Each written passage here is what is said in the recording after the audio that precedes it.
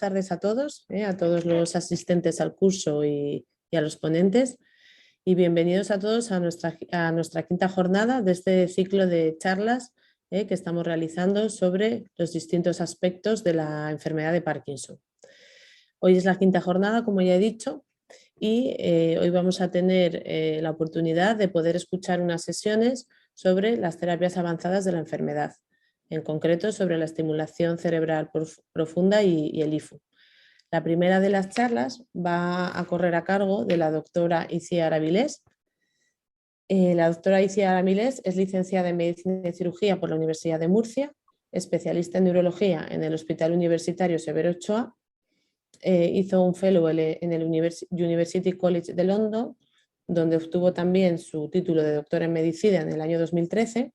Posteriormente, desde el año 2009 al 2014, estuvo trabajando en el Queen Square bajo la dirección de la profesora Limousin y el profesor Foltini.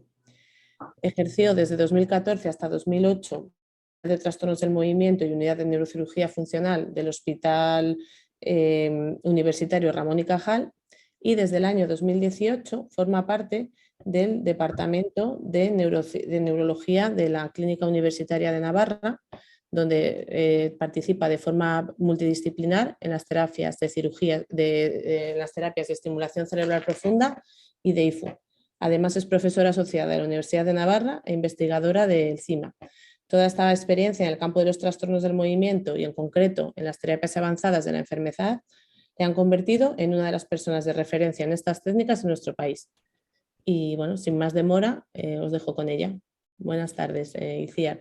Ya sabéis que al final de cada una de las charlas es cuando realizamos las preguntas y podéis ir realizando las mismas a lo largo de la charla o cuando se os ocurra alguna de las preguntas en el chat. Yo las leeré cuando ellos terminen. Muchas gracias. Hola, buenas tardes. Muchas gracias María y John por la invitación. Es un placer formar parte de estas charlas de Rival, que me parecen una iniciativa estupenda. Bueno, pues este es el inicio de mi presentación. Como decía, vamos a empezar por la indicación personalizada, la PLANI, cuáles son los desafíos actuales en la programación, cómo podríamos y cuáles son las estrategias que se están planteando para resolverlos, para llevar a las conclusiones y los desafíos a futuro. En relación a la indicación personalizada, comenzar con mención a un punto que es muy debatible en la actualidad, que implica la diferente evolución de determinadas formas de presentación de la enfermedad de Parkinson en relación a la determinación genética. En concreto, en pacientes que son GBA positivos, es un tema muy hot topic, desde hace unos casi 10 años, cuando yo estaba en Londres, se intentó ver en una cohorte de pacientes cómo influía el estudio genético en el resultado de la DBS, y fue muy heterogéneo y ya apuntaba que podía haber una diferencia a peor en pacientes que eran GBA positivos. Hasta el punto que, con esa misma idea, un grupo de estudio a lo largo del año pasado sacó este artículo en el cual determina la evolución cognitiva basándose en la escala MATIS en los pacientes según hayan sido tratados o no con la estimulación cerebral. Y ellos determinan que los pacientes que han sido tratados con estimulación cerebral profunda y que son GBA positivos evolucionan cognitivamente a peor. Y proponen que esto es tan determinante que deberíamos decirles a nuestros pacientes su estatus genético para que ellos sean conscientes de que si son GBA positivos existe la posibilidad de que cognitivamente puedan empeorar. Esto no es del todo consistente. Hay otros estudios que, si bien no miran tan específicamente la evolución cognitiva, sí que determinan, como vemos en este también reciente de MDS Clinical Practice, como al menos en un seguimiento temprano en los primeros 2 años, los pacientes, independientemente de que sean GBA positivo o no, evolucionan bien desde el punto de vista motor. Pasamos a lo que podríamos considerar una planificación quirúrgica personalizada. Nosotros pensamos que es muy importante que la planificación sea iniciada ya en esa sesión multidisciplinar en la cual se decide conjuntamente entre distintos especialistas que participamos en la estimulación. Estoy hablando de cirujanos, neurocirujanos, neurólogos, en algunos centros radiólogos, en algunos centros neurofisiólogos, pues, la diana y el objetivo terapéutico en cada paciente. Esto se puede personalizar aún más realizando un estudio de conectómica que permita de un modo más selectivo hacer esa planificación. A nivel de la diana siempre se debe hacer considerando los signos motores, pero debemos de tener en cuenta esta indicación cada vez más extendida de los síntomas no motores, en concreto y exclusivamente los pacientes que tienen trastorno de control de impulsos. No debemos hacer la estimulación pensando en mejorar los síntomas no motores, excepto en nuestros pacientes. También a la hora de planificar la cirugía tenemos que planificar de modo personalizado cuáles van a ser, en función de las dianas que queramos abordar, las áreas que vamos a estimular, qué tipo de electrodo, qué tipo de IPG queremos seleccionar para cada paciente de modo personalizado. Tenemos electrodos de distinto span, tenemos electrodos direccionales, tenemos IPGs, generadores de pulso, que permiten hacer un sensado de los potenciales de campo alrededor de los electrodos, tenemos plataformas de estimulación, generadores que permiten la programación a distancia siempre que el paciente esté conectado a un sistema Wi-Fi, y tenemos generadores que permiten una estimulación muy selectiva mediante control de corriente independiente en distintas áreas. Además, en cuanto a dianas, pues esto todavía está a nivel de investigación y es también muy controvertido, pero existen distintos abordajes que permiten hacer un target en distintas dianas, como por ejemplo el pálido interno y el basalis de Meiner, o el PSA en la zona caudal de la zona incerta, perdón.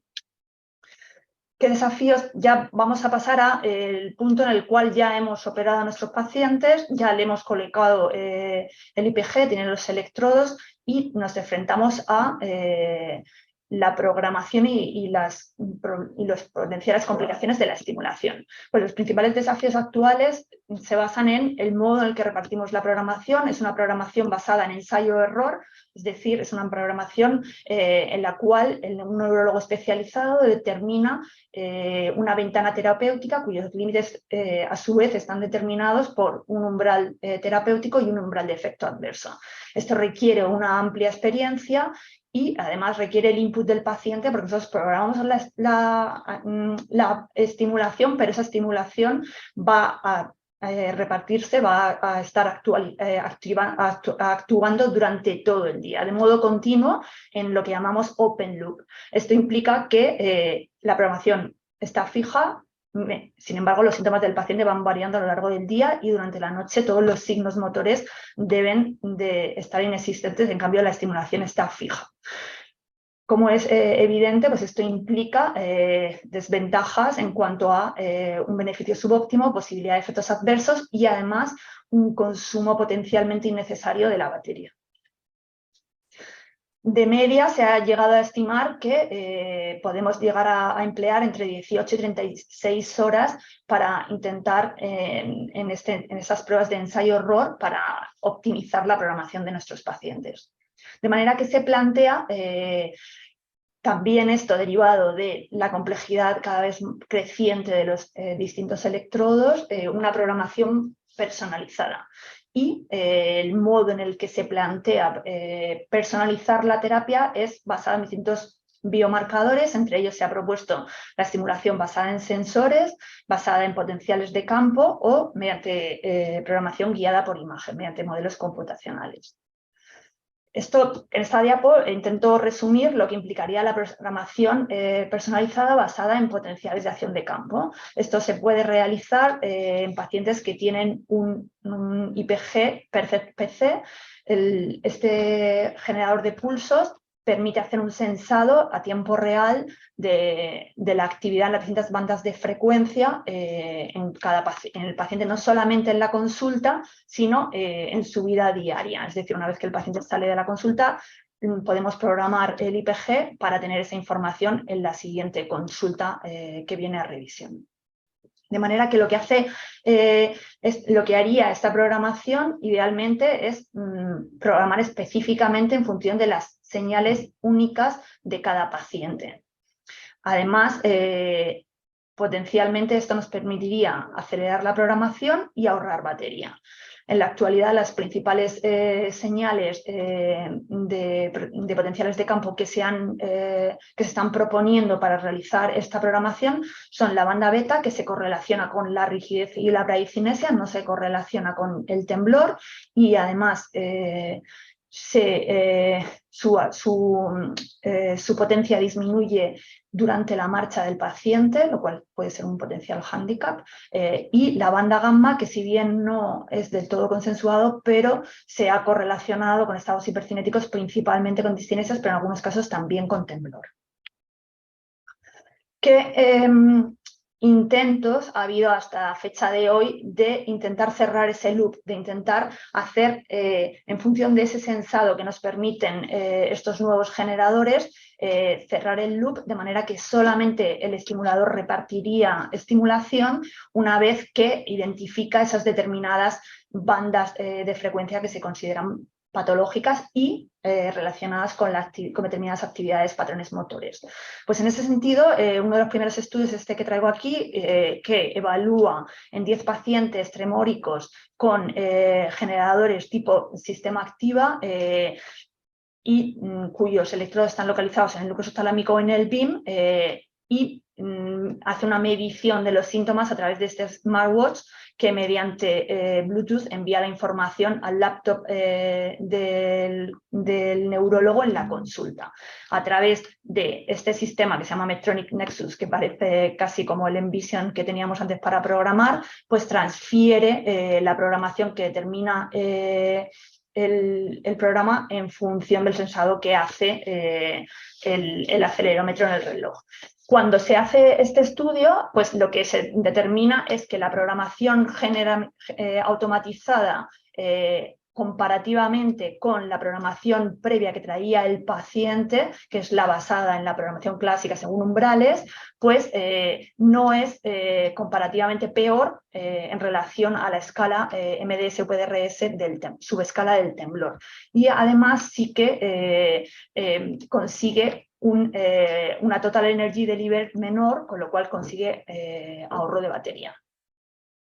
Ese siguiente estudio, perdón que aquí me he comido la P con la foto de la diapo, lo que intenta es ir un poquito más. Entonces lo que hace es utiliza este modelo de regresión gaussiana, en el cual en esta gráfica el ideal es conseguir la zona de aplanamiento de aquí de esta curva, que implica zona con mayor beneficio terapéutico y menor posibilidad de efectos adversos. Y esto implicaría la optimización de la terapia. Entonces lo que hace de nuevo es, a través de acelerómetros, recoger como la actividad motora del paciente y determinar una programación.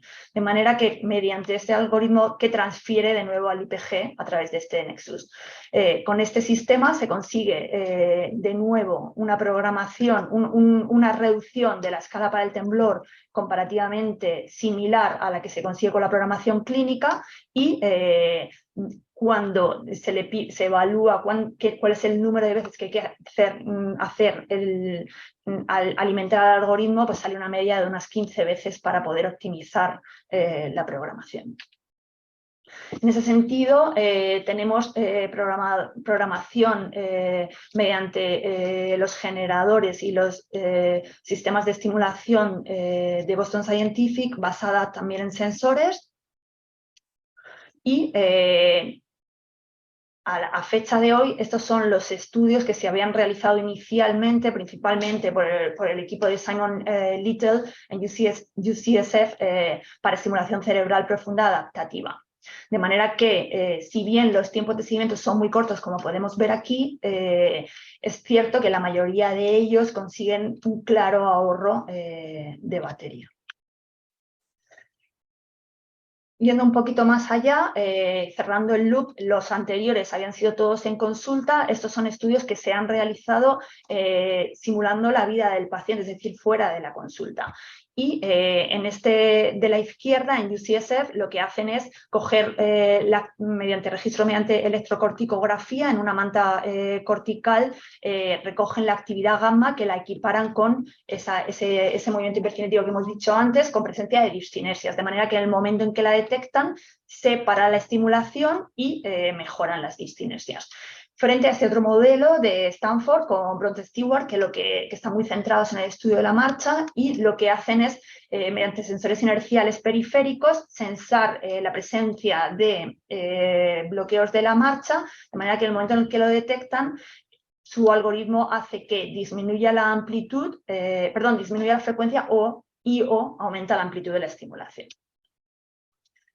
En relación a estudios similares en el globo pálido interno, pues traigo este que me parece muy interesante. Es verdad que en Europa y en España tendemos a implantar menos en el globo pálido interno, en Estados Unidos es todo lo contrario, como sabéis, y este estudio lo que determina es que cuando encienden el estimulador, que sería el DBS on, esta rayita, la línea naranja, lo que ocurre es una modificación en las bandas de frecuencia beta, que tenemos, aquí tenemos la beta baja y la beta alta, y como hay una clara coherencia con la región M1.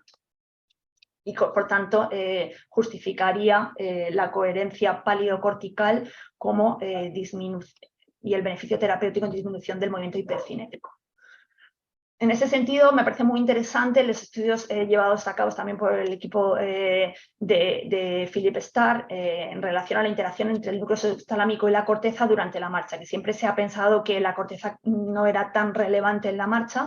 Es cierto que es un estudio con una N muy pequeña, 3 pacientes, de nuevo usan esa manta de electrocorticografía en la zona sensitivo-motora y usan digamos, el predecesor al IPG-Percept, que se llamaba RC+S, y evalúan la marcha en on. Lo que ellos ven es que si este es el ciclo de la marcha, en el cual vemos en la imagen, a mirar el tiempo, en la imagen de la izquierda vemos al señor caminando, nos fijamos en el pie izquierdo, primero lanza el pie izquierdo, luego hace un swing, una transición, hace un apoyo bipodal, luego flexiona el pie izquierdo y luego vuelve a empezar. Pues lo que ellos determinan es que hay una interacción en el sentido de que en el núcleo subtalámico izquierdo, en el núcleo subtalámico izquierdo, que es el pie derecho, que lo he dicho mal, lo que ven es una modificación de la actividad beta en el núcleo subtalámico y además una coherencia ipsilateral con M1. En este caso, lo que ocurre es que aumenta la coherencia. Pasamos a lo que es la programación guiada por la imagen. ¿En qué se basa la programación guiada por la imagen? Se basa en seleccionar los parámetros de estimulación que maximizan el efecto de la estimulación en una región diana, evitando la estimulación de fibras largas circundantes al núcleo a estimular y, por lo tanto, evitando la aparición de efectos adversos. Tenemos distintos modelos computacionales que intentan abordar la programación guiada por la imagen. Esos serían los primeros más básicos del laboratorio de Cameron McIntyre, en el cual vemos cómo el electrodo queda en una relación prácticamente ortogonal o paralela a las fibras de los axones que quedarían ejemplificados por líneas rectas.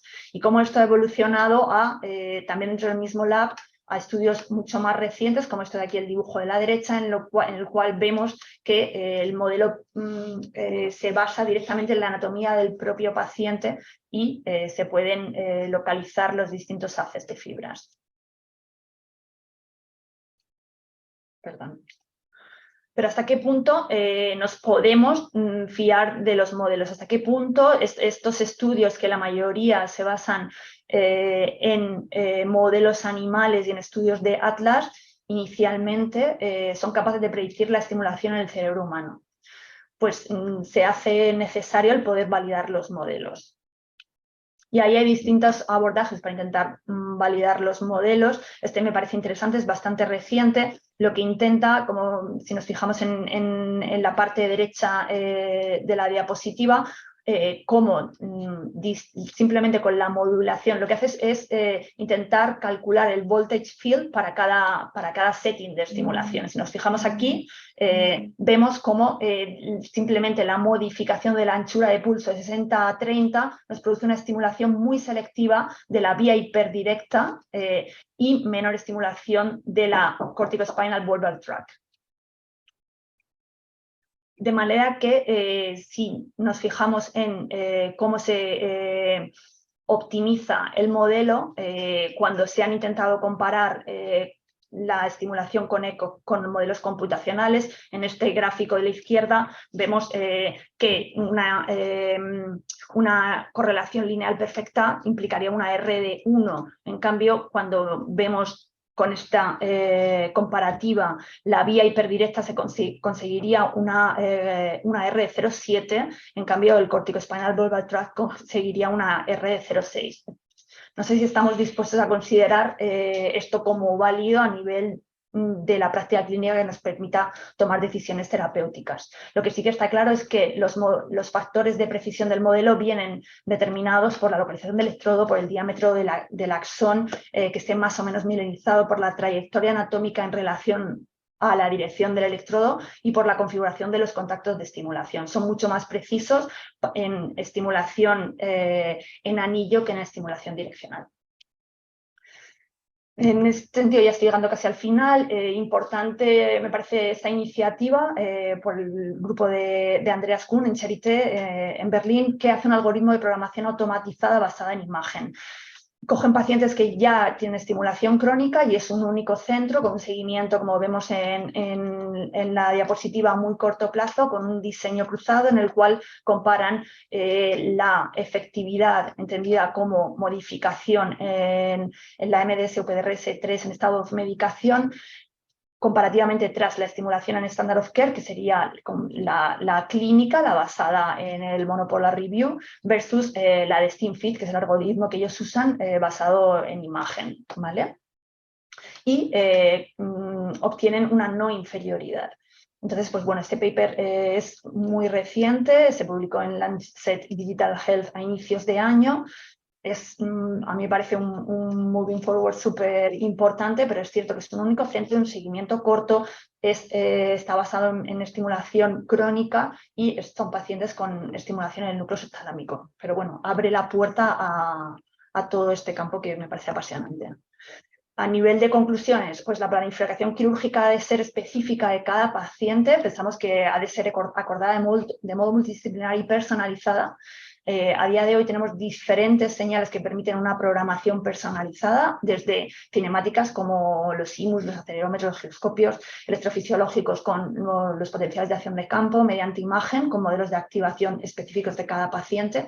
La programación basada en potenciales de acción de campo no ha sido comparada con la programación clínica. Es cierto que ya tenemos en España, en Europa, el PERCEPT-PC listo para poder usarlo, pero es cierto que no se ha hecho ningún estudio que permita compararlo con la programación clínica para tener esa comparativa que nos apoye a la hora de tomar decisiones terapéuticas. Y también hay que tener en cuenta que la programación basada en el SPIS es una programación inferida de un registro bipolar, ¿vale?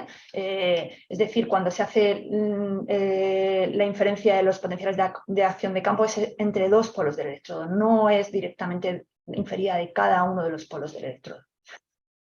Por otro lado, los modelos basados en imagen también han de ser validados. Para ello es muy importante hacer una localización muy precisa del electrodo, filtrando posibles artefactos. Es muy importante seleccionar la vía que queremos estimular y es más precisa para una configuración en omnidireccional. De manera que, ¿qué planteo como desafíos a futuro? Pues la oscilación beta no siempre supone el biomarcador más relevante en cada paciente, a pesar de que pues dentro de nada va a ser muy probablemente el año que viene, pues es posible el año que viene o al siguiente que podamos tener ya aquí la estimulación en closed loop. Hay un estudio en marcha que es posible que tengamos los resultados a lo largo de este año, que se llama el ADAPT-PD, que es un estudio multicéntrico en el cual se pone en marcha el closed loop en pacientes ya implantados crónicamente en Estados Unidos y en Europa, con lo cual pues esto es algo que ya está aquí, que tenemos que manejar y tenemos que ir ganando confianza en la incorporación a nuestra práctica clínica, porque nos puede ofrecer una potencial ventaja en la programación. Pero no es straightforward, porque a día de hoy el registro es bipolar, los pacientes tremóricos no hay un claro biomarcador en pacientes tremóricos, la actividad beta se puede inhibir durante la marcha, hay un porcentaje de pacientes de los que no se localiza la franja beta y no hay estudios comparativos con la práctica clínica habitual. Algunos síntomas son difíciles de evaluar en consulta, lo cual pues, nos puede llevar al uso de wearables en nuestra práctica clínica para obtener esa información. También en el futuro pues, quizás podremos usar Internet de las cosas. Y también podemos usar distintas programaciones según el síntoma a tratar, el signo motor a tratar en cada paciente de modo simultáneo o de modo alternativo, según una programación adaptativa en el futuro. Y los programas de la programación guiada por imagen ha de ser validada. Bueno, esto me lleva al fin de la presentación. Muchísimas gracias por vuestra atención y no sé si ahora creo que pasamos al turno de preguntas. Bueno, muchas gracias, Iciar, por la charla. Ha sido una charla muy interesante en la que bueno, pues planteas, ¿no?, diversos desafíos, como ya has dicho, que esperamos que sobre los que los próximos años podamos aportar cierta luz. Yo te quería preguntar un par de cosillas. Cuando has hablado de los sistemas ¿no?, de closed loop en los trabajos que has presentado, ¿no?, pues, para realizar una programación personalizada, etcétera. En esos trabajos, el manejo de la medicación, en esos casos, ¿cómo se realiza? ¿No? Porque entiendo que si, por ejemplo, el paciente pues, tiene discinesias, el sistema se para, pero me imagino que eso tendrá que ir de alguna forma acompasado tendrá que ir acompasado ¿no?, con la medicación, o no sé muy bien. Claro, sí, es una muy buena pregunta. La mayoría de los estudios son a muy corto seguimiento, con lo cual es una variable que era muy fácil de controlar. Entonces, la mayoría de los casos no había ajuste de programación para no inferir mayor complejidad. En el ADAPT-PD, cuando recientemente he podido hablar con alguno de los investigadores y nos ha comentado que se podía ajustar a discreción clínica del médico tratante la medicación. Pero sí que es cierto que es complejo, puesto que distintas bandas de frecuencias se pueden afectar de modo distinto por la medicación. Sí, En el ADAPT se está centrando más en el beta. vale, sí, también de cara un poco al paciente, ¿no? Porque a veces los pacientes tienen dificultades, no todos, hay personas que lo entienden bien, pero a veces hay otras personas, ¿no?, que, o sea, eso pienso que... Bueno, gracias, Iciar, por la charla. A ver, yo tengo una pregunta es un poco más general o conceptual.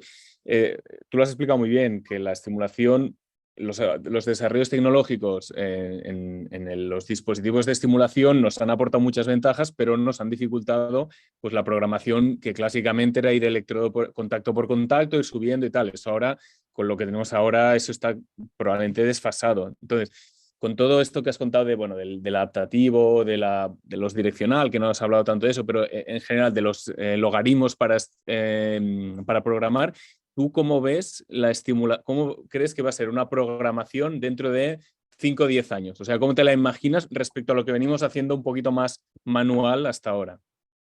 Pues yo creo que cada centro tendrá muy recogidos todos sus datos, entonces cada centro tendrá su sweet spot y muy recogido también su desviación respecto a sus sweet spots, de manera que inicialmente yo creo que siempre hay que y habrá que verificar la localización anatómica del electrodo y luego probablemente incurriremos en algoritmos de programación automática. Independientemente de que tengamos un IPG que nos permita reconocer el sensado de la actividad o no, probablemente iremos con el manejo de los datos que cada vez tenemos más, pues alimentando algoritmos que sean específicos en cada centro, idealmente, inicialmente no, por cuestión de número, pero que permitan, una vez comprobado que estamos en target, hacer una estimulación muy personalizada en función a determinados marcadores, que probablemente serán una mezcla, creo yo, de imagen y neurofisiología cuando se puedan tener ambas. Okay. Gracias.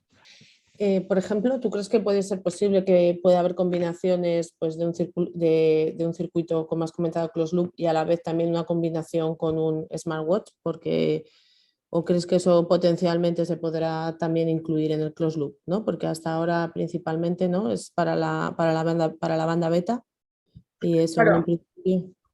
El tema es que hay determinados, cuando tú haces una estimulación en closed loop solamente con el registro neurofisiológico, tienes que estar seguro que una determinada banda de frecuencia corresponde en ese paciente con una determinada actividad motora y que además responde a la estimulación. La modificación de la estimulación modifica esa banda de frecuencia y se correlaciona con una mejoría motora.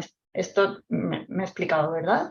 Entonces, a día de hoy, la dificultad está en que esto no es transversal en todos los pacientes así. No todos los pacientes tienen esa banda patológica beta. Hay pacientes en los cuales no se identifica, incluso una vez que haces un filtrado de artefactos, no siempre se identifica, y luego no en todos los pacientes tienen una banda beta en la región baja entre 13 y 20 hercios que se te modifica con la estimulación, que se modifica con la medicación y que se mantiene de modo sólido a lo largo de todo el día. Entonces eso puede dificultar inicialmente un ADAPT-PD directamente centrado de modo exclusivo en la banda beta. Y yo creo que eso es, conforme vaya habiendo más experiencia en distintos centros, pues iremos teniendo muchísima más información real y irá modificando nuestra práctica al revés de lo que irá haciendo alimentando nuestros propios algoritmos de la práctica clínica. Idealmente, podemos trabajar de modo colaborativo y poder unir esfuerzos para que ese proceso sea pues, mucho más eficaz y beneficioso para el paciente y realmente ese acortamiento de tiempo sea real y no nos suponga mayor esfuerzo que la potencial ventaja. Y es un desafío es un campo que claro, que está todavía, ¿no? Que está todavía por descubrir, ¿no? Sí, totalmente. Sí. Sí. Hola, bueno, Itziar. Bueno, primero felicitarte, me ha parecido una charla muy interesante y la verdad es que se nos viene un mundo tecnológico. El otro día, el viernes, hablaba Álvaro Sánchez Ferro de los biomarcadores digitales y a ver, está claro que todo esto en el medio plazo seguro que nos va a ayudar, ¿no? a manejar a nuestros pacientes, pero bueno, quizá en el corto plazo nos va a complicar un poco la vida. Bueno, hay un tema que yo creo que ya has comentado un poco en las conclusiones, ¿no? Que realmente, es decir, todo esto tiene mucho sentido, tiene mucha lógica, ¿no? Digamos que responder, ¿no? De manera individualizada a los requerimientos, ¿no? De cada paciente en cada momento, ¿no? Guiados por la actividad cerebral, pero realmente evidencias de las ventajas clínicas que esto va a tener para el paciente con respecto a la estimulación. Me refiero a la estimulación cerebral profunda adaptativa versus la continua, ¿no? Que conceptualmente pues, tiene muchísimo sentido, pero realmente las evidencias con las que contamos, ¿no? Por lo que has contado, son muy pequeñas, ¿no? Son estudios de muy corta duración en el laboratorio, vamos en la clínica. O sea que, bueno, la teoría nos dice que probablemente puede funcionar, pero tampoco tenemos muchas evidencias, ¿no? De que vaya a haber unas ventajas clínicas importantes para el paciente. No sé cómo lo ves tú. Sí, o sea, claro, es digamos, contraintuitivo a lo que estamos acostumbrados a empezar a usar tratamientos una vez que ya tenemos esa evidencia clínica basado en estudios, en ensayos y en niveles estipulados de esa evidencia, ahora valga la redundancia, ¿no? Pero todavía puede ser más complejo, es decir, el ADAPT, o sea, el closed loop ya está disponible a nivel comercial, en Japón ya lo están usando, o sea, nosotros tenemos el primer nivel de complejidad, pero ya, es decir, es una situación en la cual la tecnología va por delante y podemos usar a nivel comercial la tecnología a pesar de que no tenemos esa evidencia o una guía de práctica clínica de cómo poder implementarla del modo más eficaz. No solamente que no tengamos la evidencia, sino que tampoco hay como un algoritmo de cómo usarlo de modo estructurado, tanto a nivel de imagen como a nivel de LSPs o de wearables, emotes y demás. Y lo cual hace apasionante, por un lado, pero al mismo tiempo pues difícil, sí, eso es cierto.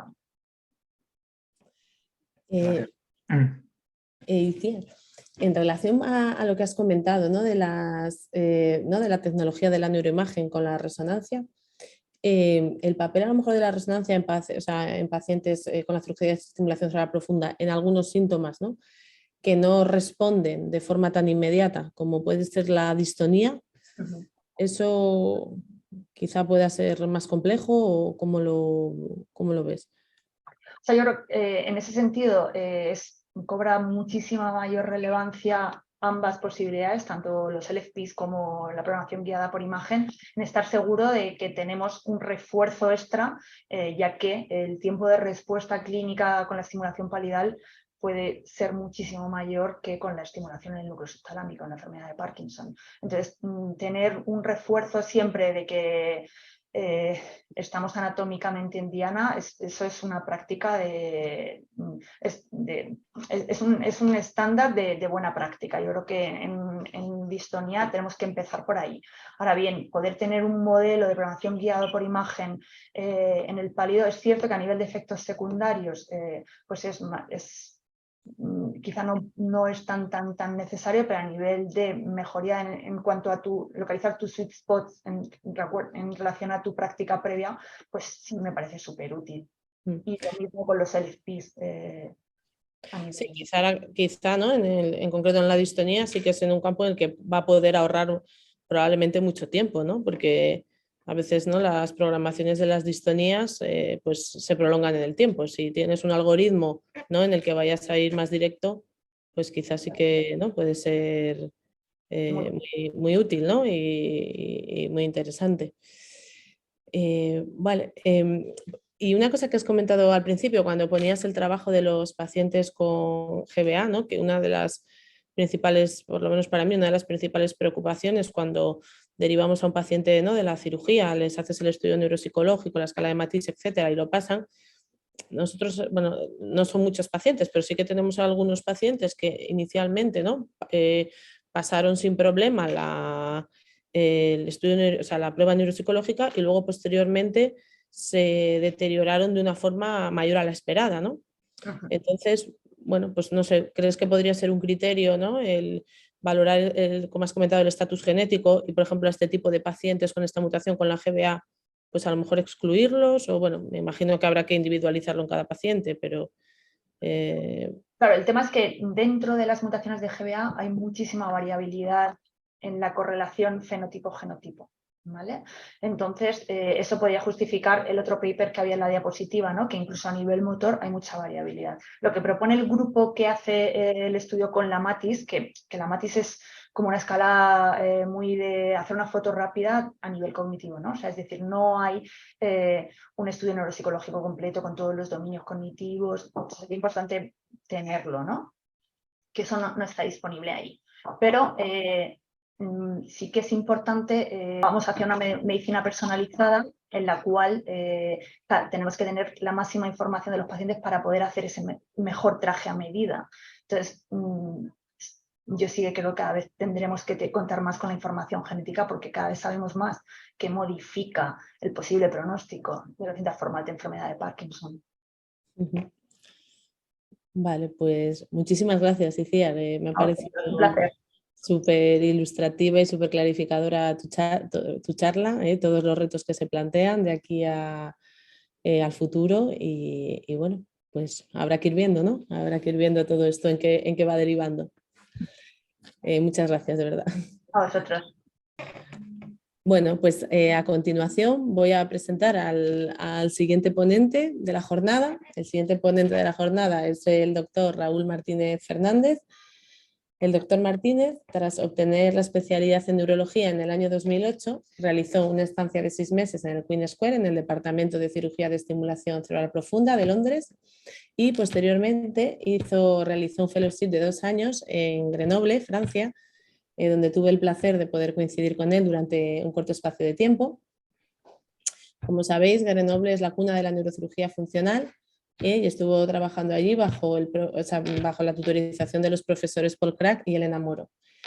Comenzó en Grenoble su doctorado en ciencias médicas, que obtuvo en el año 2017, y desde el año 2015 es coordinador del programa de ultrasonidos focalizados de alta intensidad en el CINAR, dirigido por el profesor Obeso, y ha publicado como primer autor artículos en el Lancet Neurology y en el New England Journal of Medicine.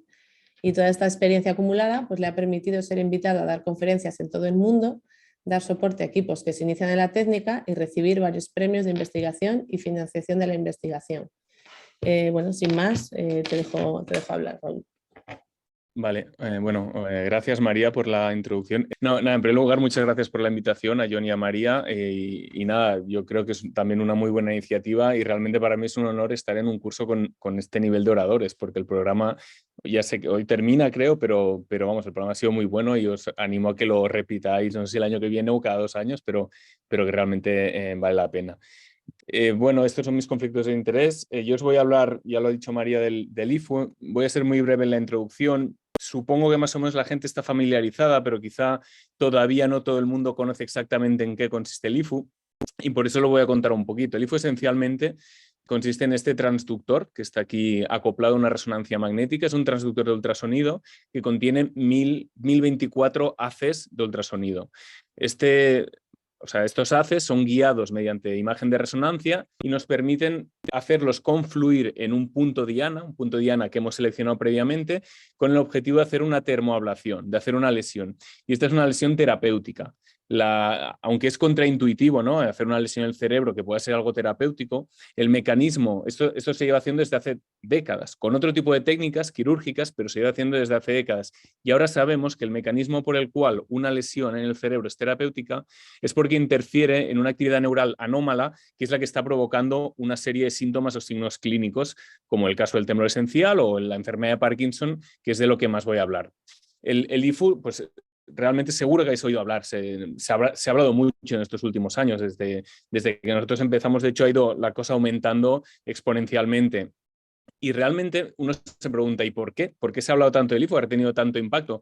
Porque, de hecho, lo acaba de contar Itziar, ya tenemos maneras de impactar en el cerebro y modificar esa actividad anómala mediante la estimulación cerebral profunda, que es un tratamiento súper eficaz y con 35 años de experiencia ya en este momento. Incluso, lo que os decía, lesiones, para hacer lo mismo, ya se hacían previamente.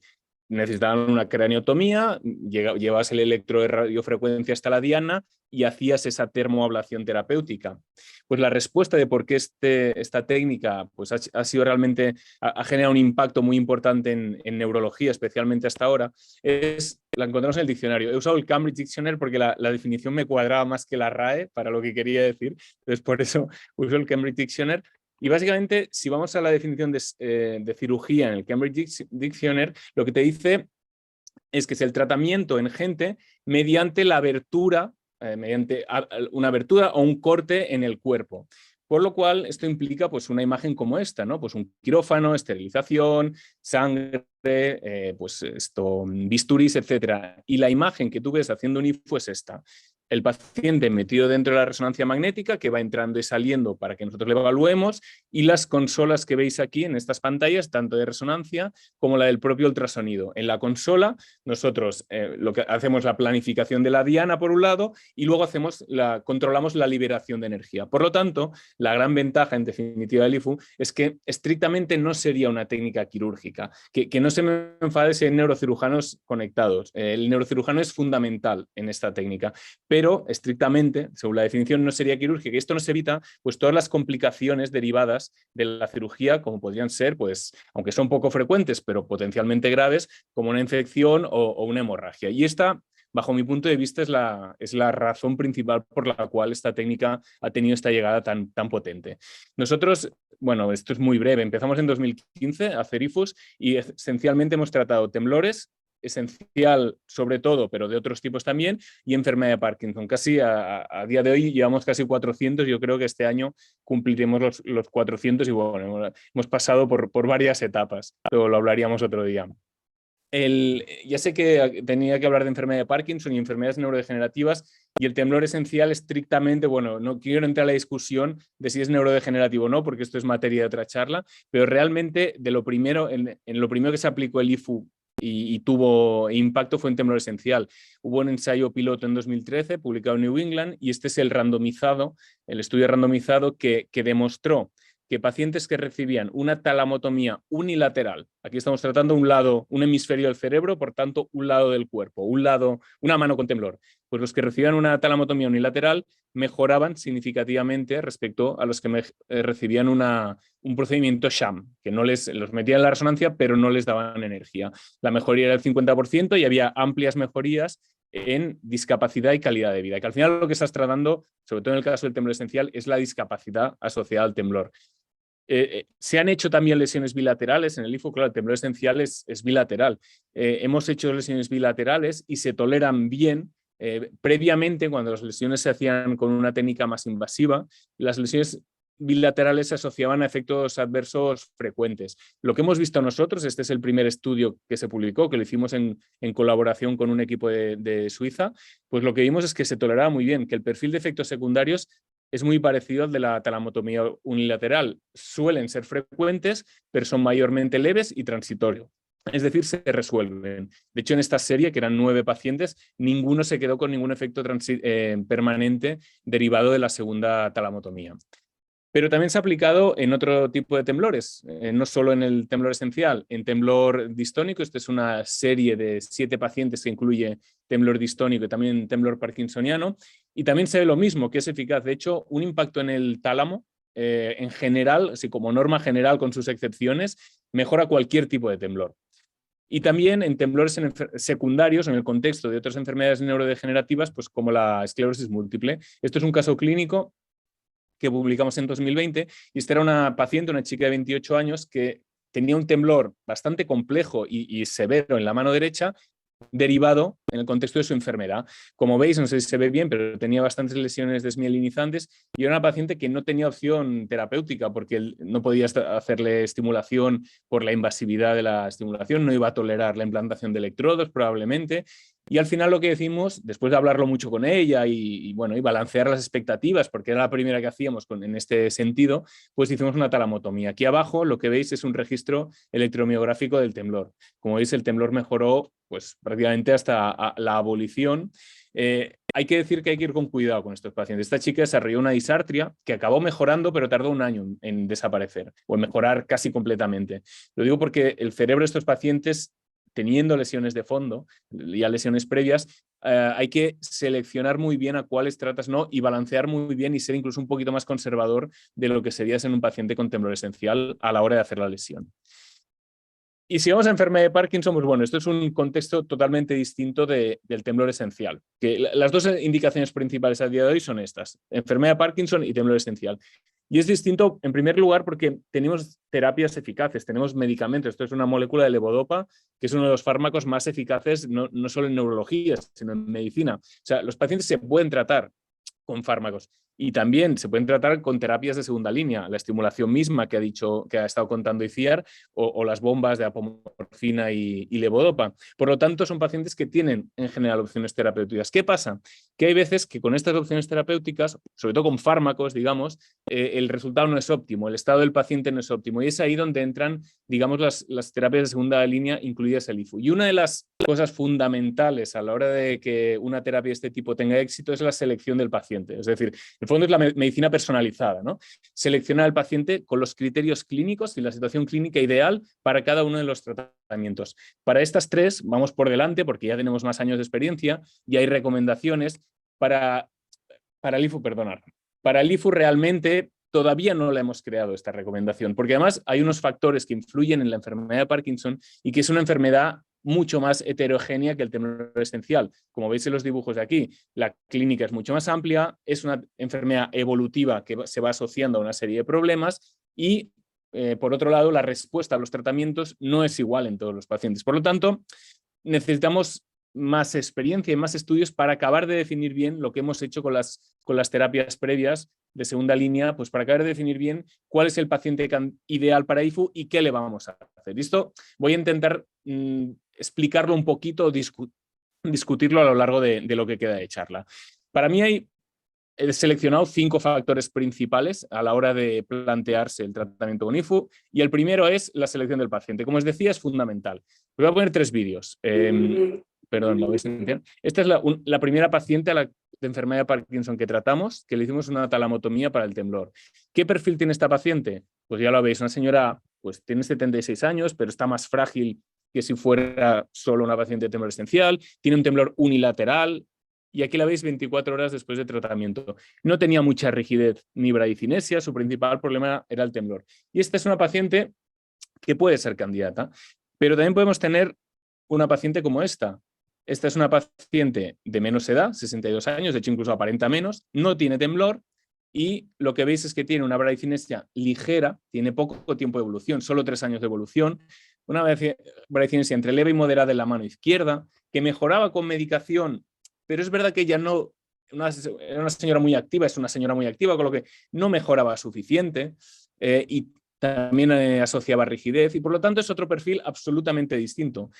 Y ambos fueron tratados con IFU.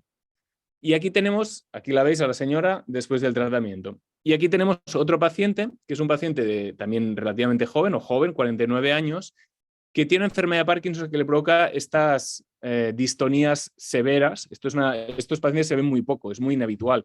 Los otros dos son perfiles mucho más típicos. Y este paciente veis que prácticamente, además esto es doloroso para él, la mano derecha en estado de off, prácticamente no la puede manejar, la mano izquierda es muy asimétrico, y lo que veis también es el pie, que tiene una marcha prácticamente parética, como si hubiera tenido un ictus, y es derivado de la distonía en off. Aquí lo veis a los 5 días, una semana después de haberse hecho el tratamiento unilateral con IFU. Por lo tanto, vemos un amplio abanico de posibilidades y esto en parte lo facilita el hecho de que al ser el IFU una terapia menos invasiva, te permite tratar un abanico más amplio. Ahora bien, tienes que seleccionar bien al paciente y tienes que seleccionar qué le vas a hacer, que de esto voy a hablar ahora. Como norma general, sí que voy a poner una indicación clínica de IFU y que sería parkinsonismo asimétrico, con un leve parkinsonismo del lado que no vas a tratar, porque si no, no va a ser satisfactorio, no va a ser suficiente un tratamiento unilateral, y que es refractario a nivel de tratamiento médico, es decir, que no mejora suficiente con tratamiento médico. Hay pocos criterios de exclusión, pero por ejemplo, un paciente bilateral, con parkinsonismo bilateral o con disquinesias, fluctuaciones bilaterales, este paciente nosotros le hacemos estimulación cerebral profunda. ¿Por qué? Pues porque es el tratamiento que mejor le va a ir, que le va a mejorar más aspectos de su enfermedad. Si tiene freezing de la marcha de este resistente, un IFU unilateral tampoco va a ser suficiente, o si el paciente pues, tiene riesgo de sangrado o claustrofobia para meterse en la resonancia, tampoco. No hay limitación de edad. Hemos tratado pacientes de más de 90 años y se han tratado más de 90 años, pero hay que ir con cuidado. O sea, al final de lo que depende es de la fragilidad del paciente. Hay pacientes de 85 que están muy bien y de 70 pues, que tienen un estado de salud general peor, ¿no? Pues no es una cuestión de edad, sino de fragilidad.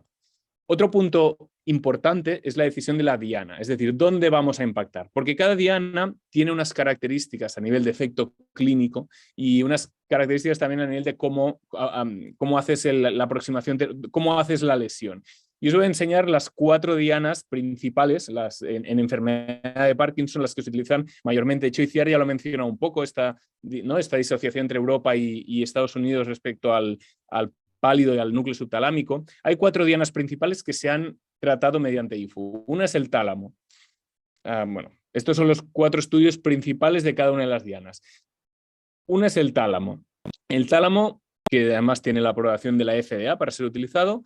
El primer estudio es un randomizado del año 2017, que como podéis ver eso, grupo sham, grupo control, ¿y qué demostraba? Pues que el tálamo, una talamotomía unilateral en un paciente con enfermedad de Parkinson mejoraba un 60% el temblor respecto al grupo control o sham, que era un 22%, que no está mal.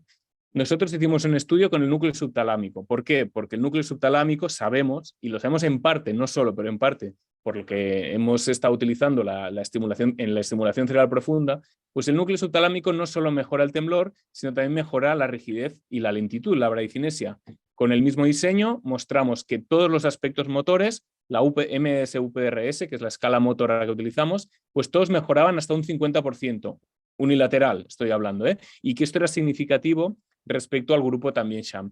Y la otra es la palidotomía. La palidotomía es un estudio, el estudio randomizado es más reciente, y lo que demostraba es que en el grupo de pacientes con palidotomía respecto al grupo que no recibían, que era un procedimiento simulado, había más respondedores. Los autores definían respondedores como pacientes que mejoran 3 puntos en la UPDRS o en la escala de disquinesias. Por lo tanto, significativamente mejorarían más los pacientes con palidotomía. Y finalmente, el tracto palidotalámico. El tracto palidotalámico no hay estudio randomizado, hay un estudio ahora en marcha que tampoco es randomizado, pero es más amplio. Y esto no es un núcleo, es un tracto, es el tracto que va pues, del pálido hasta el tálamo y de ahí se iría hacia el córtex, ¿no? Impactar en este tracto también tiene aporta una mejoría sobre el parkinsonismo, en este caso de medias del 46 y del 51% en función de si era off medicación u on medicación. Y esto es la visión general, las posibilidades que tenemos a nivel de eficacia. Las 4 dianas, por lo que podéis ver, son eficaces y luego discutiré en qué diferencias tienen. ¿Y qué pasa con efectos adversos? Pues, a ver, el IFU no podemos decir que no es invasivo, porque tú estás haciendo una lesión. Puedes decir que es mínimamente invasivo o que incisionless, que se dice en inglés, que no hay incisión, pero invasivo es porque con la lesión pueden haber efectos secundarios. Esto está en los artículos, no voy a profundizar, lo podéis leer en los artículos que están aquí. Esencialmente, en general, cada diana tiene un perfil de efectos adversos, más o menos un poco, algunos en común y otros diferentes. En general, lo más preocupante es afectar la cápsula para no provocar debilidad. Y la idea es que mayormente los efectos adversos son frecuentes, ¿vale? Pero son leves y transitorios. ¿Por qué son transitorios? Porque tú sueles tener efectos adversos al inicio, porque la lesión tiene bastante edema perlesional, bastante inflamación alrededor, y este edema se va resolviendo en pocas semanas y luego la lesión se queda realmente muy pequeñita, ¿vale? Y este es digamos, el planteamiento general en cuanto a efectos secundarios. A ver, ¿cuál diana es mejor? Esto es una pregunta que la gente lo discute. ¿Qué diana es la mejor? Porque de casi todas tenemos estudios randomizados de alto nivel de evidencia, de calidad de evidencia, demostrando que es eficaz y segura.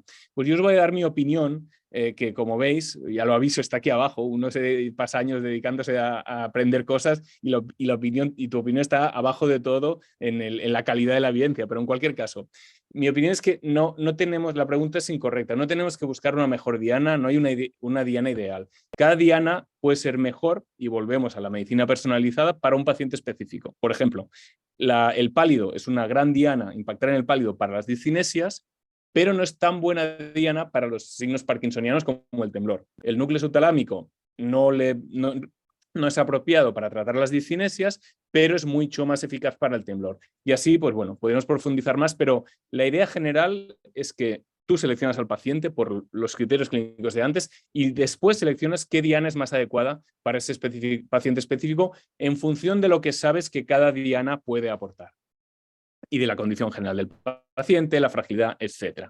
Vale, tercer punto. Desde luego un factor primordial es cómo haces el tratamiento, el día del tratamiento. Y esto, la verdad es que hemos ido mejorando. Yo ahora pienso en cómo lo hacíamos antes y lo hacíamos con seguridad, pero lo pienso ahora y digo, ostras, igual no lo hacíamos con tanta seguridad porque ahora hacemos tantas más cosas que parece hasta mentira, ¿no? Esto es una cosa habitual en medicina, que dices, ¿cómo podía hacerlo antes así? Este es un estudio que es de Rafael Rodríguez Rojas, un físico de nuestro equipo, y él definió una cosa que más o menos ya era conocida por la literatura con estimulación cerebral profunda, pero lo que hizo es mapear en el núcleo subtalámico, que es la diana que nosotros hemos abordado más y que publicamos en New England, definir la localización del brazo y del pie. ¿Por qué? Pues porque ya lo sabéis, un paciente con enfermedad de Parkinson puede estar más afectado en un miembro en el miembro superior que en el inferior. Generalmente es así. También puede ser al revés. Y esto nos permite impactar en las áreas que sabemos que son necesarias para dar una evolución satisfactoria al paciente, o sea, para mejorar los síntomas que el paciente necesita. Por otro lado, tienes pacientes que tiemblan mucho, tienes pacientes que no tiemblan nada, que solo son rígido-cinéticos. Y en este estudio que estamos realizando en este momento, lo que hemos visto es que dentro de la región motora del núcleo subtalámico, pero esto aplicaría también a las otras dianas como el pálido, pues dentro de esa región motora, lo que es el lugar de mejoría mayor de la rigidez, del temblor y de la bradicinesia no están exactamente localizadas igual.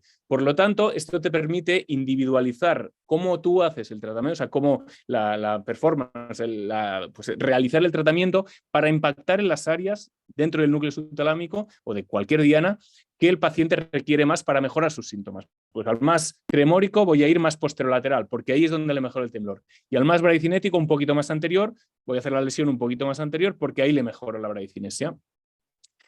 Y que sepáis también que, bueno, hay muchos estudios, muchísimos, ¿no? Eso daría para una charla entera, de resonancia funcional o de cambios en la resonancia pre y post lesión, tanto en temblor esencial como en enfermedad de Parkinson. ¿Qué se ve? Pues que hay una reorganización de la actividad neuronal después de una lesión. Es un poco, hasta ahora los resultados son muy, pues sube aquí la actividad, baja ya la actividad. Lo que mayormente se ve es que los circuitos motores se modifican. Es decir, después de hacer la lesión, se modifican los circuitos motores, su actividad, y eso se correlaciona con las mejorías en los signos clínicos. Vale, otra cosa importante, otro de los puntos, y en enfermedad de Parkinson creemos que es bastante fundamental, es cuándo le hacemos el tratamiento. Porque una de las cuestiones, por ejemplo, tú tienes un paciente que tiene 3 años de evolución, como la que teníamos, y tiene un temblor, que tú le vas a aumentar la levodopa a 600 miligramos, y a lo mejor le mejoras un poco, pero sabes que no se lo vas a quitar, y dices, bueno, pues le aumentaré a 1200 miligramos. Pero claro, ya estás tratando a una paciente o un paciente con 1200 miligramos de levodopa solo por un temblor y que a lo mejor no se lo mejoras. ¿Qué hacemos? ¿Esperamos 3, 5 años para ver si entonces ya con esa evolución podemos tratarle? Pues hay que resolverle el problema en ese momento. Y una opción es hacer el IFU pues dentro de ese periodo. ¿Por qué? Porque es una terapia relativamente menos invasiva, por ejemplo, que la estimulación. Poca gente consideraría hacer una estimulación cerebral profunda con 3 años de evolución. No es que no se pueda, se puede, pero es tan invasivo que pocos lo considerarían, incluido el paciente. Pero un IFU, siendo menos invasivo, sí que te lo puedes plantear. Y esto es un estudio también relativamente reciente en que hacían talamotomía para el temblor parkinsoniano en pacientes de menos de 4 años. ¿Qué veían? Bueno, pues que el temblor mejoraba obviamente y que en la evolución no era necesario aumentar los fármacos. Es decir, el grupo de pacientes no tratados aumentaba más la cantidad de fármacos que el grupo de pacientes tratados, lo que tiene toda lógica porque es lo que hacemos con el típico paciente en consultas que tiene temblor parkinsoniano y no se le quita con levodopa. Nosotros hemos hecho lo mismo porque comprendemos y compartimos, vamos, ese concepto. Hemos hecho lo mismo con el núcleo subtalámico, no solo para mejorar el temblor, sino los otros signos. Este es un estudio que está actualmente bajo revisión desde hace 4 meses y en el que tratamos pacientes con menos de 5 años de evolución. De hecho, la mediana era de 3 años. Esa señora, una de las señoras del inicio de los vídeos, era ahí. Lo que hemos visto, pues lo que esperábamos, lo que habíamos visto en los otros estudios con una enfermedad algo más avanzada. En el randomizado, en el New England, ahí los pacientes tenían entre 7 y 8 años de evolución. Pues hay una mejoría muy significativa en cuanto a los signos motores. Las mejorías individuales, como podéis ver aquí, pues en 4 pacientes son de más del 80%. Y en cuanto a la UPRS total, porque esto es únicamente unilateral todavía, pues la UPRS total mejora más del 50%. O sea, son pacientes que como son iniciales están más limpios, tienen realmente clínica prácticamente solo en un lado. Con lo que si les quitas o les mejoras mucho, más bien la clínica de ese lado, se quedan realmente con UPRS muy bajas, muy bien a nivel motor. Una cosa importante si estás tratando pronto es cuál es el efecto a largo plazo. Por eso eran unas preguntas que salía mucho pues hace 2 o 3 años, ahora menos. Bueno, pero yo le trato, pero ¿cuánto le dura el efecto de la lesión? Porque la estimulación, y esa es la gran ventaja, o una de ellas de la estimulación, la puedo ir adaptando con el tiempo, puedo ir aumentando los parámetros si es necesario. Bueno, lo que vemos, pues que la literatura muestra que una lesión bien hecha, una talamotomía bien hecha, puede tener un efecto hasta 5 años. Y en nuestra experiencia con los pacientes que llevamos, pues estos son hasta 3, pero tenemos pacientes hasta 5 en los que le realizamos subtalamotomía. En el estado de off-medicación todavía el estado en el lado tratado es significativamente mejor que antes del tratamiento y de hecho el efecto se mantiene constante. En on-medicación, pues parecido. Aumenta un poquito más en on-medicación, pero el efecto es significativo, o sea, el estado motor es significativamente mejor que antes del tratamiento. Y lo que también vemos es que no hay efectos secundarios retardados. O sea, cosas que no han pasado al principio no pasan después. Y las que había, con el tiempo, tienden a mejorar. Lo que vemos más frecuentemente es que hay discinesias. La subtalamotomía reduce el umbral de discinesias inducidas por levodopa y hay discinesias, pero de estos 8 pacientes, solo en 2 era una discinesia significativamente importante. Y de hecho, al fin y al cabo, estos pacientes tienen aquí más de 10 años de evolución y que un 30% de pacientes con más de 10 años tengan discinesias es prácticamente pues, práctica clínica habitual de pacientes que no han realizado ningún tratamiento neuroquirúrgico. Y finalmente, en el tema de ablación, pues estamos hablando de un tratamiento unilateral, pues es algo que tenemos todavía que demostrar. Hay algunos estudios de aplicación bilateral, este es un caso clínico publicado, y nosotros estamos en un estudio de subtalamotomía bilateral en 2 tiempos, no a la vez. Esta es una paciente que primero le tratamos este lado, ¿de acuerdo? El lado derecho, como veis, estaba muy afectada ese lado, el lado izquierdo estaba muy bien. Y le hicimos... le hicimos una subtalamotomía izquierda. Este vídeo hará 6 años aproximadamente. No, perdón. O sea, este vídeo es hace 6 años, y esto es 4 años después.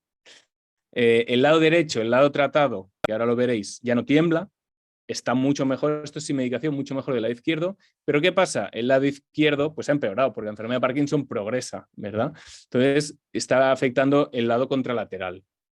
Pues esta señora, ¿qué nos planteamos? Pues teníamos varias opciones, le podríamos haber mantenido con medicación, colocarle un electrodo, pero decidimos hacerle, hablándolo con ella, una subtalamotomía unilateral, y aquí veis a la señora 6 meses después de la segunda. O sea, digamos, del lado derecho lleva 4 años y medio y el lado izquierdo lleva 6 meses, y la verdad es que está muy bien.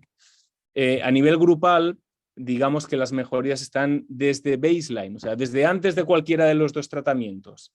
Considerando el segundo lado cuando estaba peor, es decir, sumando los 2 lados cuando estaban peor, las mejorías son casi el 60%, que en realidad son equivalentes a la estimulación cerebral profunda, porque el efecto a nivel de magnitud es muy parecido. El que obtienes con un electrodo bien colocado y una lesión bien colocada, el efecto a nivel de eficacia es muy parecido. La medicación pues ha disminuido, esto es a nivel grupal, esto no es solo esta paciente, estoy hablando aquí de un estudio que llevamos 6 pacientes incluidos. Pues la media de medicación y de levodopa ha disminuido, y lo más importante, porque de esto va este estudio, sobre todo, las lesiones bilaterales, como os decía, se asociaban a efectos secundarios. ¿Qué efectos hemos encontrado?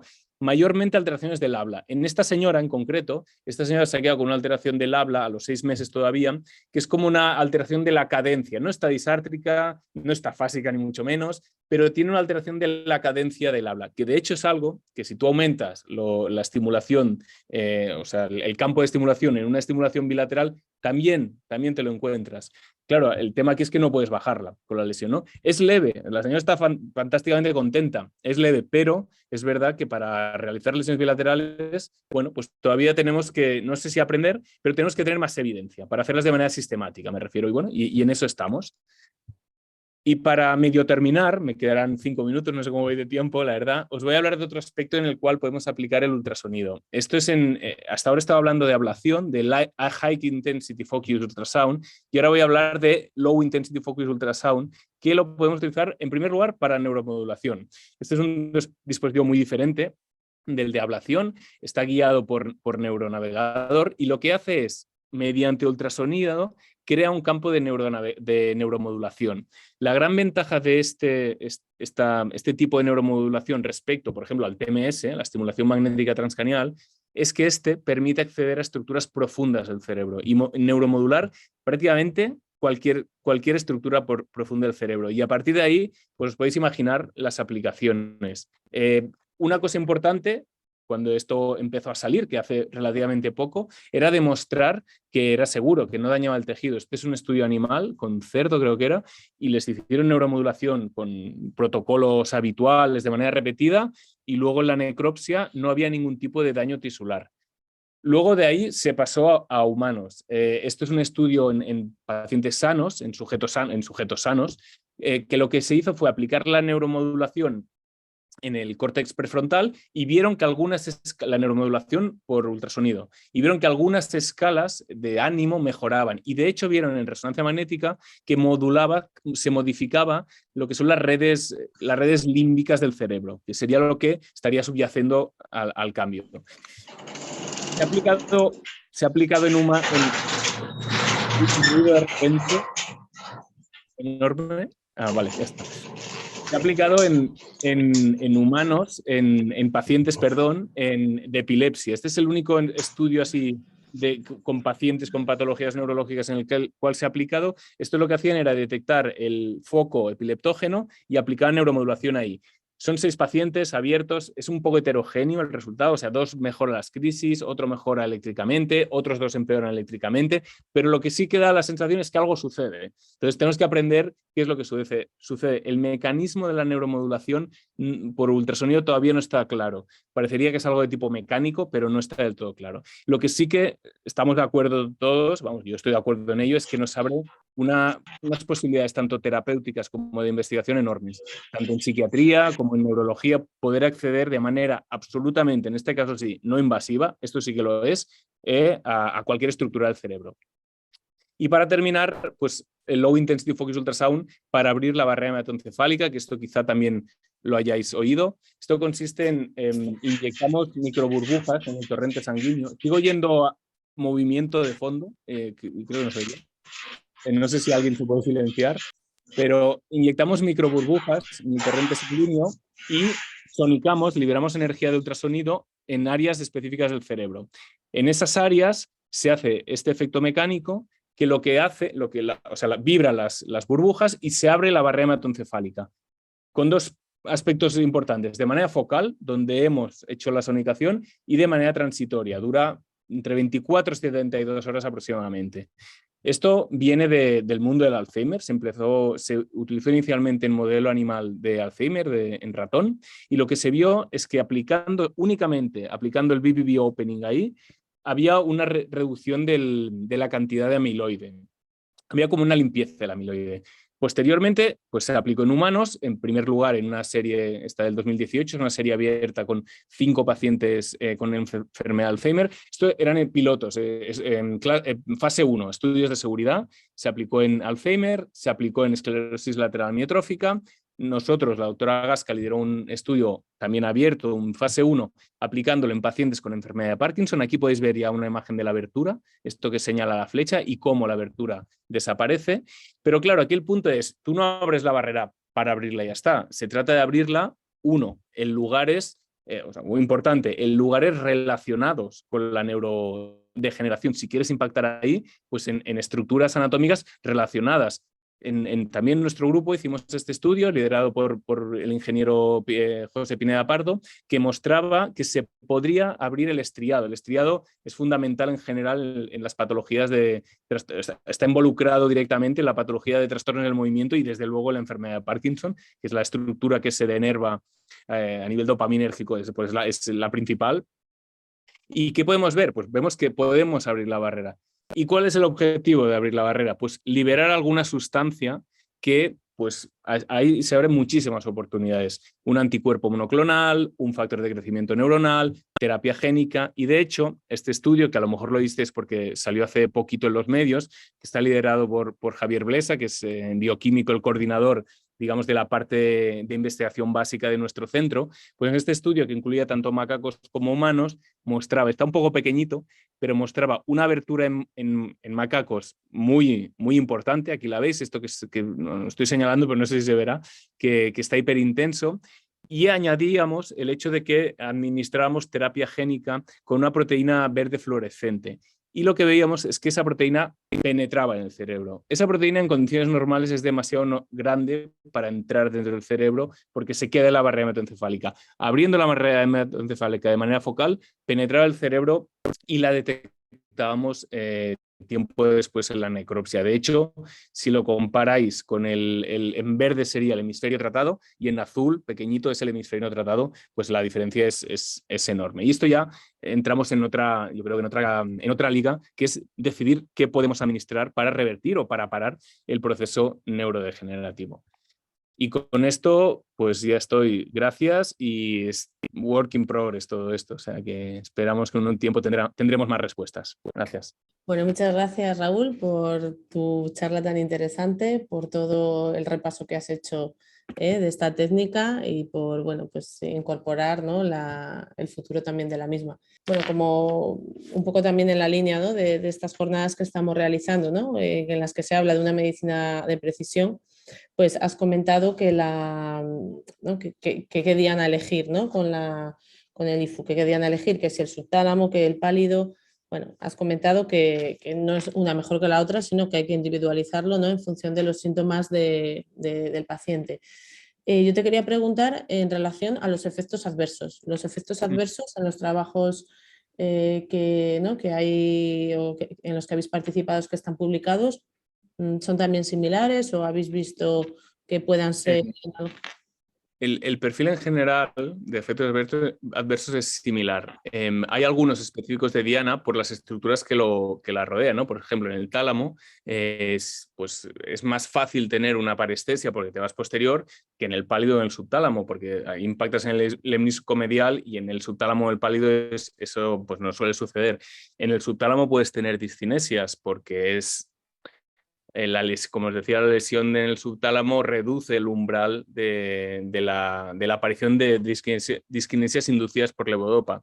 A ver, hay un tema de fondo. Cuando publicamos el New England se nos hicieron una editorial respecto a los efectos adversos porque bueno, es verdad que tenía efectos adversos. Yo a ellos diré 3 cosas. La primera es que nosotros fuimos súper estrictos en la detección y descripción de efectos adversos, de lo cual no es que nos arrepintamos, pero a veces pienso, hostia, ese facial, que solo lo veía yo, a lo mejor no lo tendría que haber puesto.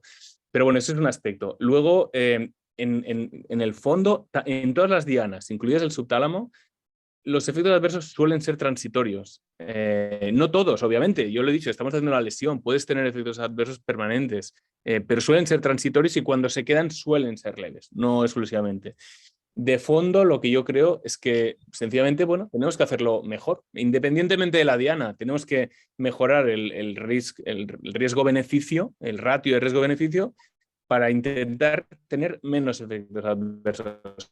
¿Vamos a seguir teniendo efectos adversos? Seguro, lamentablemente seguro, como pasa en cualquier técnica medianamente invasiva o poco invasiva, pero tenemos que mejorarlo y mayormente a día de hoy, a mí me parece una técnica muy segura, me parece una técnica muy segura, pero la posibilidad de efectos adversos siempre va a estar ahí. Sí, bueno, o sea, yo me refería, o sea, más que al tipo de efectos que lógicamente dependen de, ¿no? de las estructuras que le rodean, ¿no? Depende de la anatomía, me refería, o sea, que son similares, ¿no? Con las dos, o sea, el porcentaje de efectos, Sí, bueno, también has comentado, ¿no? Que ahora mismo que hay menos, ¿no? Que se ha ido mejorando con el conocimiento que se ha adquirido en estos años. Yo de fondo te diría que sí. O sea, de fondo te diría sí, además en el largo plazo de nuestros pacientes, y es lo que decía, hemos visto que es que los que estaban mejoran o desaparecen. Y lo que o sea, por ejemplo, nosotros en muy pocos pacientes seleccionamos al paciente para una diana u otra, nosotros las hacemos todas.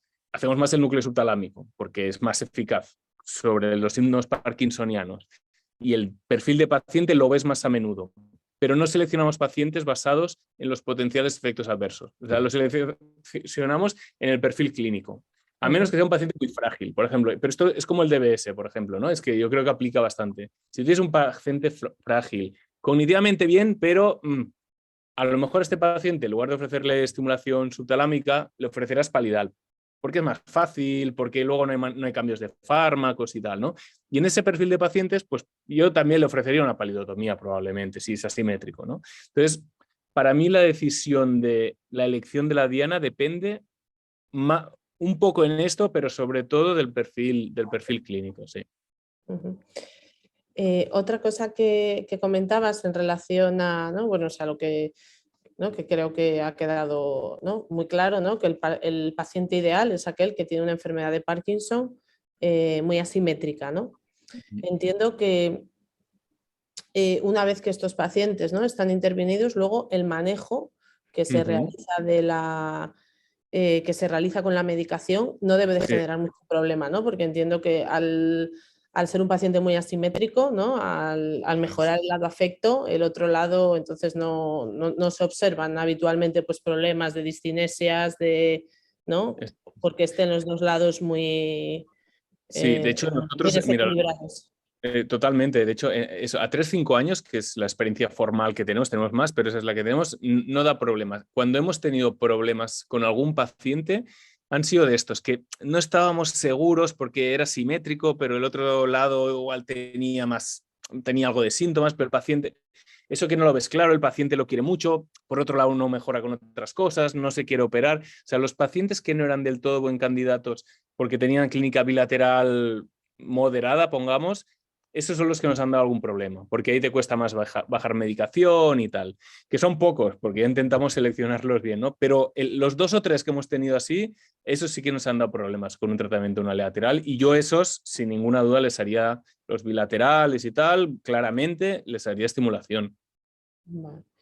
Vale, me parece muy interesante todo esto que estás comentando de cara también a nuestra práctica clínica, ¿no? Y a veces un poco poder dirigir a los pacientes que vemos en la consulta. Mira, tenemos ahora dos preguntas en el chat y otra persona también que quiere comentar algo. Mira, un compañero, Manuel Delgado, comenta, ¿no? Que si tú haces una subtalamotomía precoz, por ejemplo, a los 3 años de evolución en un paciente tremórico, con el objetivo de mejorar el temblor y en unos años el paciente cambia el fenotipo a una forma rígida cinética, ¿se podría plantear una segunda en otra diana del núcleo subtalámico o una DBS?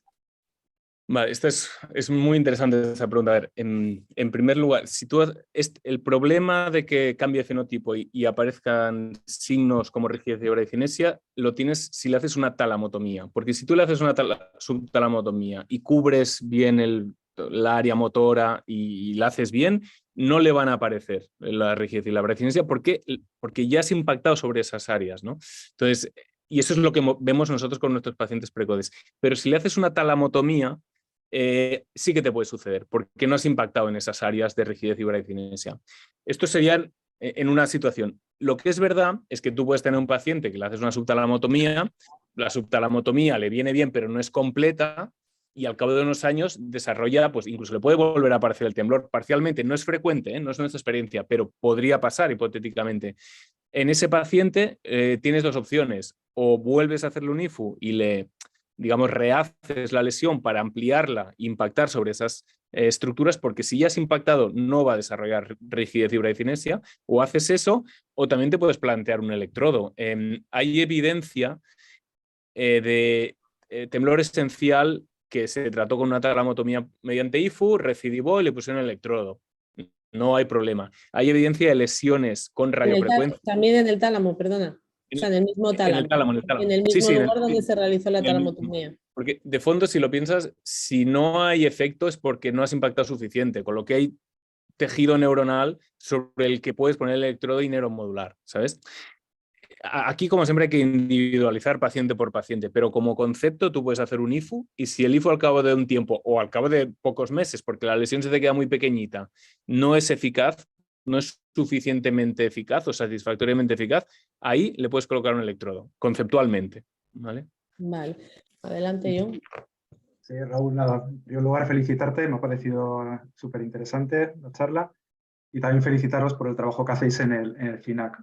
Mira, bueno, vosotros, bueno, ya os he explicado, ¿no? Tenéis una experiencia pues bastante dilatada en el tiempo, aunque reciente, ¿no? Por otra parte, habéis sido pioneros en nuestro país, ¿no? En poner en marcha esta nueva tecnología, pero bueno, ya sabes que bueno, estos últimos años pues se está extendiendo, ¿no? Ya dentro de nuestro Sistema Nacional de Salud, y bueno, pues numerosos centros, ¿no? Están incorporando esta tecnología. Te quería preguntar tu opinión sobre cómo crees que es de importante la experiencia del equipo en relación a los resultados de la terapia. ¿Hasta qué punto es importante? ¿Cómo es la curva de aprendizaje de esta técnica?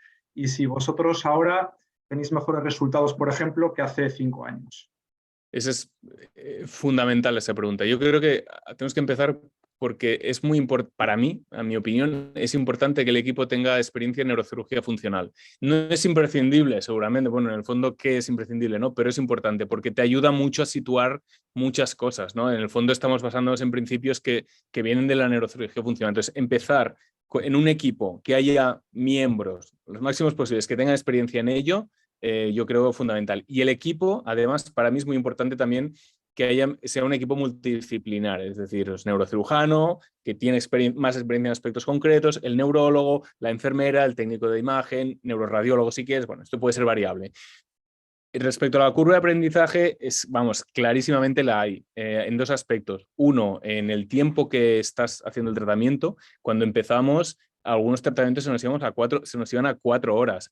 Yo recuerdo uno a 5:30, que pobre hombre, porque bueno, porque eres menos hábil, porque tienes complicaciones y no sabes resolverlas, y son cosas que no te han pasado nunca y tal. Y luego, en cuanto a eficacia, totalmente. Yo creo que ahora sabemos mucho mejor, no solo por la experiencia, en el sentido de haber hecho más, que también, sino por todos los datos que hemos recogido y que hemos analizado. Sabemos mucho mejor a dónde tenemos que ir, hasta dónde podemos llegar. Vamos, o sea, los resultados ahora son más buenos. Dicho esto, evidentemente no siempre son óptimos, porque al final es así en medicina. Sí que te puedo decir que, mira, el otro día justo estaba con la neurocirujana, que la nuestra es la doctora del Álamo, que también está en el Ramón y Cajal y tiene mucha experiencia en DBS. Y yo le decía, hace como unos 20 tratamientos que no me pasa algo que digo, hostia, ¿y ahora cómo resolvemos esto? Y esto hace 5 años nos pasaba casi cada tratamiento. ¿Y ahora qué hacemos? ¿Y esto qué nos trata? Digo, hace como 20 o 25 que bueno, que todo es como fácil, ¿sabes? Y yo creo que esa es una especie de curva de aprendizaje, igual uno no se da cuenta, pero vamos, es fundamental, hay curva de aprendizaje. Para estar seguro, o sea, yo creo que alguien que empieza tiene que empezar por temblor esencial y la confianza más o menos viene a los 20, 25 tratamientos. Y luego ya te puedes ir moviendo a enfermedad de Parkinson y tal cual, no sé qué. ¿Cuántos lleva ahora hacer has comentado que al principio 4 horas o incluso 5, ¿ahora cuántos lleva?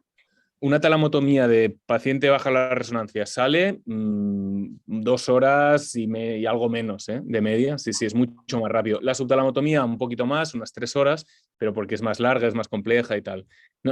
Esto es aproximado, no tengo el número exacto, pero nos movemos en esa. Hemos pasado de 3:30 a 4:30 a 1:30 3, con 3:30 como mucho. Sí, sí. Muchas gracias, Raúl. Yo te quería hacer otra pregunta. Has comentado en el estudio un estudio que se llamaba Early Focus, si no he Sí. entendido mal, que ha sido un estudio que habéis hecho en pacientes, ¿no?, con una enfermedad de Parkinson inicial con lesión en la talamotomía. ¿No? O sea, en el subtálamo. Ah, vale, es que lo había entendido mal. Porque sí que te había oído, yo creo que no lo has comentado, pero sí que te había escuchado en alguna otra charla, en las charlas de la SEN, ¿no?, que un poco la experiencia con pacientes que tenían enfermedad de Parkinson y que inicialmente les realizabais talamotomía, con el tiempo el temblor volvía a empeorar, ¿no? Y que por eso ahora, aunque fueran pacientes muy tremóricos, la diana clara era el subtálamo. Sí, ¿Esto es así? tenía una diapositiva. También yo creo la doctora Rodríguez Oroz Sí. Tenía una diapo sobre eso, pero la he quitado porque es que si no me alargaba mucho. A ver, lo que hemos visto, y esto nos ha pasado a nosotros, y de hecho es una cosa que hemos ido discutiendo otros grupos que lo hacen en el mundo desde hace tiempo y tal, es que la talamotomía para temblor parkinsoniano tiene una tasa de recidiva que está en el 40-50%. Es decir, un 40-50% les vuelve a aparecer el temblor a los pacientes de manera que no es satisfactorio el tratamiento. Y se están intentando encontrar las causas. Una de ellas principal, y esto nosotros lo hemos analizado, es la topografía de la lesión, cómo haces la lesión. Cuando la gente empieza, la talamotomía con enfermedad de Parkinson la hace igual que la talamotomía para el temblor esencial. Y esas lesiones o son pequeñas o no cubren exactamente el área que tienen que cubrir y tienden a recidivar, que es lo que le pasa a todos los grupos, le pasa a todo el mundo. Yo no creo que el tálamo sea una mala diana, porque el DBS del tálamo controla el temblor parkinsoniano en general, ¿no? Yo lo que creo es que no estamos haciendo las lesiones adecuadamente. No está, porque el análisis que hemos hecho nos lleva un poquito a eso, que la localización de las lesiones eficaces no es la típica talamotomía. Y por eso nosotros, de hecho, hemos pasado al subtálamo, porque es verdad que eso no lo ves. O sea, te puede recibir un paciente en un subtálamo también. Pero es mucho menor la tasa de recidiva, vas mucho más guiado. No sé qué pasará con la talamotomía en enfermedad de Parkinson. Yo creo que se seguirá haciendo, probablemente sí, en pacientes otra vez seleccionados por X características, pero sí que creo que tenemos que aprender a hacerla mejor, porque si no, hombre, el 40% de recidivas no es aceptable ¿Y hay algún dato de IFU en el PSA, ¿no?, que a veces también ha sido una diana para el temblor? ¿Eso lo hace, vosotros tenéis alguna experiencia o otros grupos? En IFU no. Al final, yo creo que esto creo que es lo que pensamos un poco todos, ¿no?, que hacemos neurocirugía funcional, que la diana ideal para el temblor está entre el BIM ventral y el STM dorsal. Está ahí, pero nadie ha sido capaz de definir exactamente dónde. No hay datos de IFU, pero una de las ventajas del IFU respecto, pues eso, por ejemplo, al DBS, es que el IFU es una lesión puramente focal y tú ves en la resonancia, puedes analizar, definir la lesión dónde está. Y yo creo que esto nos va a permitir hacer análisis topográficos para saber dónde es el sweet spot, ¿no?, el punto exacto en el que mejor, que a lo mejor no es el mismo en todos los pacientes, por otro lado, pero yo creo que esto nos lo va a permitir. Con la estimulación se ha intentado también, pero al final es una estimación de volumen, probablemente no sea tan, es preciso, pero probablemente no lo sea tanto. Y aunque no la hay, yo creo que ese es un estudio, y de hecho hay gente que está yendo en esa línea, que está estudiando eso. O sea, que es posible que en un futuro cercano pueda haber estudios, ¿no?, para la enfermedad de Parkinson como diana en el tálamo, pero no en las estructuras, no, yo qué sé, pues para gente a lo mejor de edad avanzada, un poco como la IBS, ¿no? Para no tener algo que intervenirles en el subtálamo. Bueno, y ya por último, aprovechando que estás aquí, me parece, bueno, también súper interesante, ya os lo había escuchado en alguna otra ocasión a ti y al profesor Obeso, ¿no? Bueno, pues la técnica de los ultrasonidos de baja, ¿no? de baja intensidad para poder abrir la barrera hematoencefálica.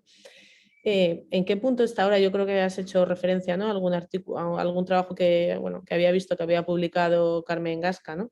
O sea, ¿en qué punto está esto como vector de tratamiento, por ejemplo, para los sujetos, ¿no? Porque ese trabajo parece que era para pacientes con enfermedad de Parkinson con demencia, ¿no? Sí, en realidad se seleccionó con Parkinson y demencia porque, a ver, hacerle algo que no has hecho nunca todavía, aunque te dicen que es no invasivo a un paciente temprano, dice, entonces estos pacientes tienen una enfermedad más avanzada y en realidad, o sea, potencialmente también podrías impactar sobre la demencia, ¿no? Si realmente le puedes abrir y lo toleran bien, que esos son más frágiles por lo que lo van a tolerar, o sea, el umbral de tolerancia quizás más bajo y lo toleran bien, pues te puedes plantear ir a antes. Y además esos pacientes tienen deterioro cognitivo, con lo que te puedes plantear administrarles algo para el deterioro cognitivo, ¿no? Y eso fue un poco el objetivo. A día de hoy no hay nada a nivel terapéutico, o sea, tú no puedes ofrecer este tratamiento en ningún caso en la práctica clínica. En trastornos del movimiento, desde luego que no. Se está haciendo bastantes estudios con gliomas, o sea, no con enfermedad neurodegenerativa, sino con gliomas. Y esto tampoco se ofrece todavía, pero yo creo que en eso no va a tardar, en ese campo. Lo que hacen es abre la barrera en los bordes del glioma y le dan quimioterápicos por vena y los quimioterápicos penetran mejor en el glioma. Claro, ya si lo piensas, es un paciente que no tienes, que se va a morir, o sea, si no le tratas un glioblastoma, entonces en ese sentido es probable que se avance un poco la aprobación. El conflicto a día de hoy, ético, claro, a día de hoy, eso es, a día de hoy todavía no estamos desde luego en ese punto. Aquí tenemos que saber qué les administra. En enfermedad de Parkinson, en neurodegeneración, hay que decir qué les administramos. Es una de las decisiones que hay que tomar, ¿no? Y a partir de ahí, pues bueno, alguien que apoye para el estudio para poderlo hacer. O sea que a efectos prácticos no se puede ofrecer por ahora. Bueno, pues si nadie tiene ninguna otra pregunta, nada, pues muchísimas gracias, Raúl, muchísimas gracias, Iciar. Bueno, las charlas han sido de muy alto nivel y bueno, yo creo que todos hemos aprendido mucho y nos ha ayudado también a poder realizar reflexiones interesantes. Por hoy lo vamos a dejar aquí y nada, nos volvemos a ver mañana, que ya es el último día del fórum y muchas gracias a todos los participantes por asistir. Hasta luego.